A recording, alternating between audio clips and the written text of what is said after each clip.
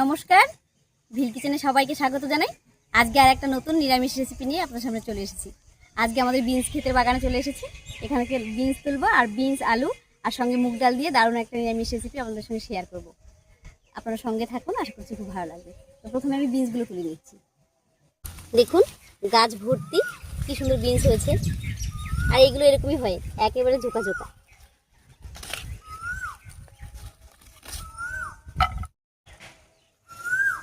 এত বিনস হয়েছে গাছে, একটা গাছ থেকে তুললেই হয়ে যাবে।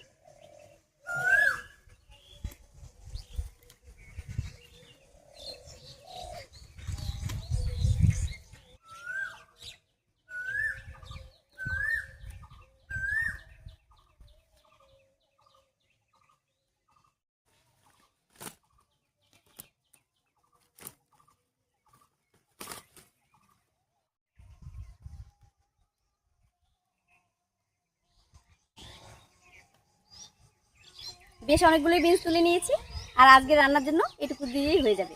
এবারে গিয়ে ঝটপট করে রান্নাটা করে নেব।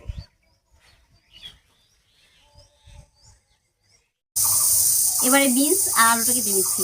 রান্নাটা খুবই সহজ, তবে খেতে কিন্তু দারুণ লাগে। আর এর আগের দিন আমি লাউ ডগা দিয়ে আর মুগ ডাল দিয়ে একটা রেসিপি আপনাদের সঙ্গে শেয়ার করেছিলাম। আপনারা সবাই খুব পছন্দ করেছেন। আশা করছি আজকে এই রেসিপিটাও আপনাদের ভীষণই ভালো লাগবে। বিনসগুলো একটু বড় বড় করে কাটবো।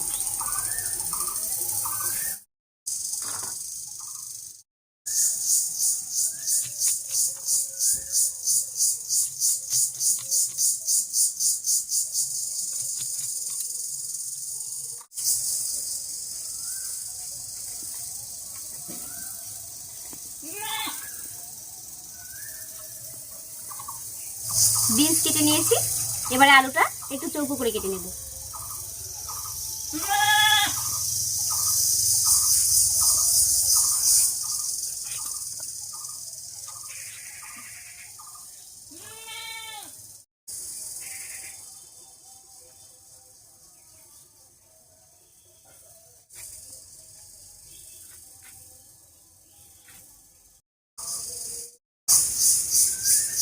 বিনস আলু কেটে ধুয়ে একেবারে পরিষ্কার করে নিয়েছি। এবারে উনুন জ্বালিয়ে ঝটপট করে রান্নাটা করে নিচ্ছি।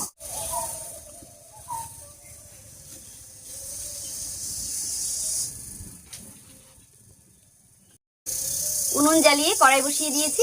এবারে শুকনো খোলায় কয়েকটা মশলা ভেজে নামিয়ে নিচ্ছি।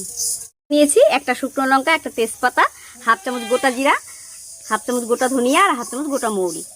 প্রথমে কড়াইয়ে দিয়ে দিচ্ছি শুকনো লঙ্কা, আর শুকনো লঙ্কাটা একটু ছিঁড়ে দেবো, আর তেজপাতাটাও ছিঁড়ে দেবো।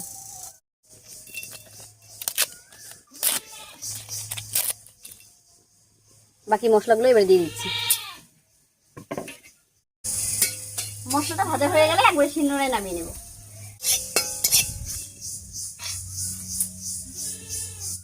এবারে কড়াইয়ে দেবো সামান্য একটুখানি সর্ষের তেল।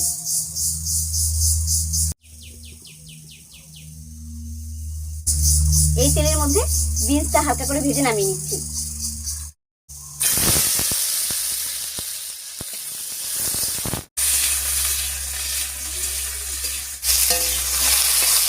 এবার বিনসের উপরে একটুখানি লবণ দেবো।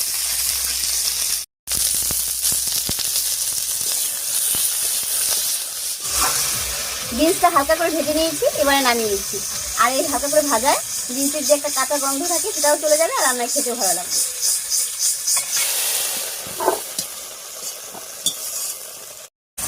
এবার কড়াইয়ে দেবো কেটে রাখা আলু আর কাঁচা লঙ্কা।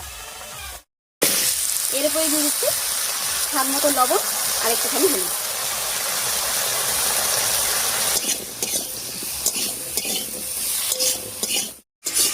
হলুদ লবণ দিয়ে আলুটা নাড়িয়ে নিয়েছি।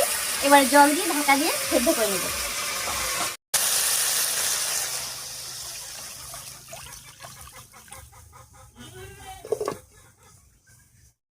আর এই ফাঁকে আমি ভেজে রাখা মশলাটা গুঁড়ো করে নিচ্ছি।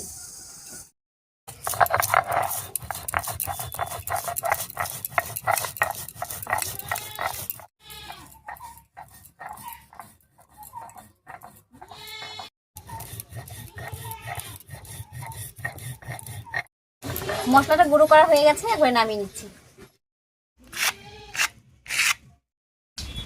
এবারে মুগ ডালটা বেটে নিচ্ছি। আর এখানে এক বাটি মুগ ডাল আমি আগে থেকে ভিজিয়ে রেখেছিলাম, এবারে বেটে নিচ্ছি।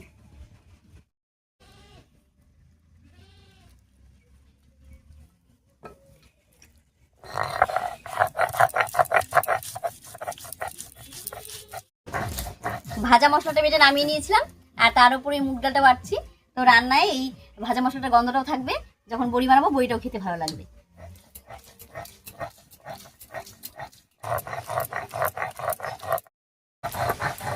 মুগ ডালটা খুব সুন্দর করে বেটে নিয়েছি, এবার নামিয়ে নিচ্ছি।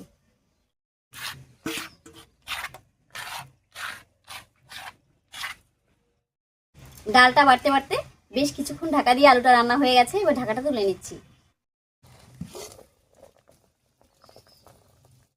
আলুটা খুব সুন্দর সেদ্ধ হয়ে গেছে, এবার বিনস গুলো দেব।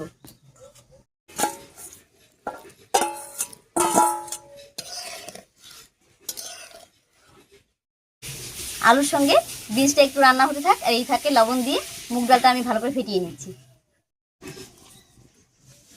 আমি শুধু লবণ দিয়েছি, আপনারা চাইলে কিন্তু মুগ ডালটা বাটার সময় একটা কাঁচা লঙ্কাও দিতে পারেন।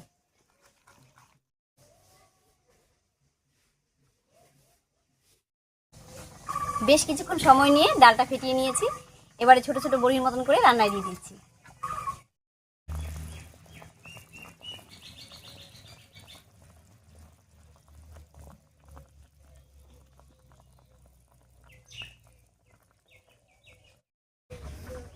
সব বড়িগুলো দিয়ে দিয়েছি, এবার আর নাড়াচাড়া করবো না, এই অবস্থায় 5 মিনিট রান্না করে নেব।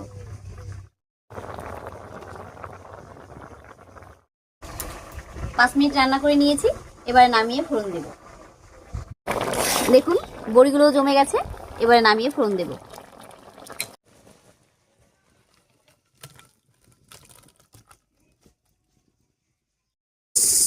ফোড়নের জন্য কড়াইয়ে তেল দিয়ে দিয়েছি, তেলটা গরম হয়ে গেছে, এবারে গোটা জিরা, শুকনো লঙ্কা আর আদা কুচি দিয়ে ফোড়ন দেব। গোটা জিরা আর শুকনো লঙ্কাটা ভাজা হয়ে গেছে, এবারে দিয়ে দিচ্ছি আদা কুচি। এর উপরে নামিয়ে রাখা তরকারিটা দেব।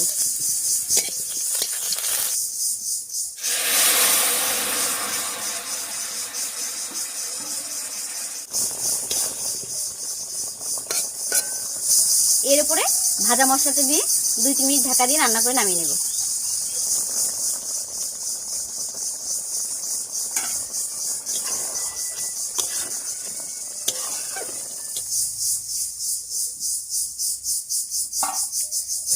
মুগ ডাল দিয়ে বিনস আলুর নিরামিষ রেসিপি একদম রেডি হয়ে গেছে, এবারে ঢাকা খুলে নামিয়ে নিচ্ছি।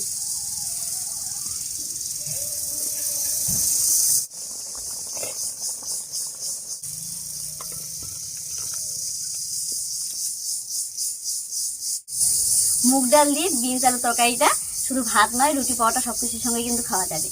যাই হোক, এই ছোট্ট সহজ রেসিপিটা আপনাদের কাছে কেমন লেগেছে অবশ্যই কমেন্টে জানাবেন। যদি ভালো লাগে একটা লাইক করে দেবেন এবং চ্যানেলটিকে সাবস্ক্রাইব করে এইভাবে আমাদের পাশে থাকবেন। আজ এ পর্যন্তই, আবার দেখা হচ্ছে নতুন কোনো রেসিপি নিয়ে।